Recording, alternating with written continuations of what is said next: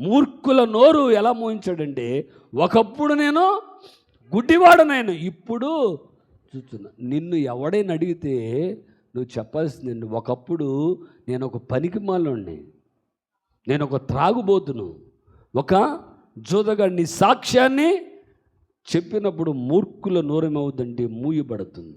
దేవుని స్తోత్రాలు చెప్పండి. ఇతడు అంటున్నాడు, ఒకప్పుడు నేను గుడ్డివాడనైనా ఇప్పుడు నేను చూచు. ఎంత మంచి సాక్ష్యం అండి.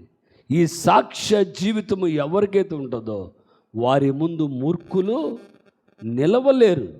అతడు అన్నాడు, ఒకప్పుడు నేను గుడ్డివాడిని ఇప్పుడు నేను చూస్తున్నాను. నేను ఒకప్పుడు గుడ్డివాడినండి, ఆత్మజ్ఞానము లేనివాడిని, తల్లేంటో పిల్లేంటో తెలియని వాడిని, మూర్ఖుడుగా నా కుటుంబాన్ని పాడు చేసుకున్నవాడిని, మూర్ఖుడుగా నా కుటుంబాన్ని, నా బిడ్డలను నాశనము చేసుకున్నామని. కానీ ఇప్పుడు నేను చూస్తున్నాను, తల్లేంటో తెలిసింది, పిల్లేంటో తెలిసింది, నీతి ఏంటో తెలిసింది, అవినీతి ఏంటో తెలిసింది, పరిశుద్ధత ఏంటో తెలిసింది, అపవిత్రత ఏంటో తెలిసింది. ఇప్పుడు నేను పరిశుద్ధుడిగా ఉన్నాను అన్నప్పుడు మూర్ఖుడు నోరు ఏమవుద్ది?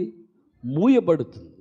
నీలో సాక్ష్యము లేకపోతే మూర్ఖుల నోరు నీవు మూయలేవు. ఒకప్పుడు ఎలా ఉన్నావో ఇప్పుడు ఎలా ఉన్నావో అది నీ జీవితంలో రావాలి.